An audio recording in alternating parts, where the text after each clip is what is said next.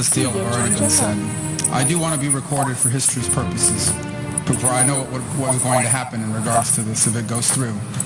Iran, money that it's receiving from aircraft carriers and ships, continue to build these swift boats that are able to come on as these fast boats that are able to swarm our naval assets. And it'll make it harder and harder for U.S. troops to be in the region. They'll also work with other terrorist groups in the region to target American servicemen and women. And they may or may not deny that they're involved, but they will target us and raise the price of our presence in the Middle East until they hope to completely pull us out of that region. They'll also continue to build long-range missiles capable of reaching the United States. Those are not affected by this deal. And they'll continue to build as they've been doing. And then at some point in the near future, when the time is right, they will build a nuclear weapon. And they will do so because at that point they will know that they have become immune. That we will no longer be able to strike their nuclear program because the price of doing so will be too high. This is not just a work of imagination. It exists in the world today. It's called North Korea, where a lunatic possesses dozens of nuclear weapons and a long-range rocket that can already reach the United States. And we cannot do anything about it.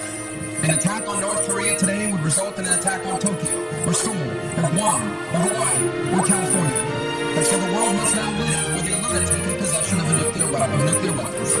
And this is the goal Iran has as well, to reach a point where they become immune to any sort of credible military threat because the price of a military strike would be too high. And then they become an established nuclear weapons power. And never in the history of the world has such a regime ever possessed weapons so capable of destruction. Iran is led by a supreme leader who is a radical Shia cleric with an apocalyptic vision of the future. He is not a traditional geopolitical actor who makes decisions on the basis of borders or simply history, or because of ambitions. He has a religious apocalyptic vision of the future, one that calls for triggering a conflict between the non-Muslim world and the Muslim world, one that he feels especially obligated to trigger.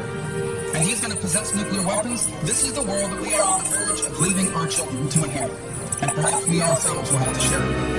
And so I want to be recorded for history's purposes, if nothing else, to say that those of us who opposed this deal understood where it would lead, and we are making a terrible mistake.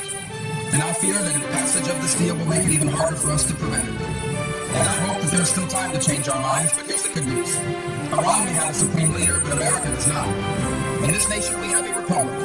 And soon we will have new leaders, perhaps in this chamber, but also in the executive branch. And I pray that on their first day in office, they will reverse this deal and reimpose the sanctions and back them up with a credible threat of military force. Or history will condemn us for not doing what needed to be done at this critical moment in the world's history. I yield the floor.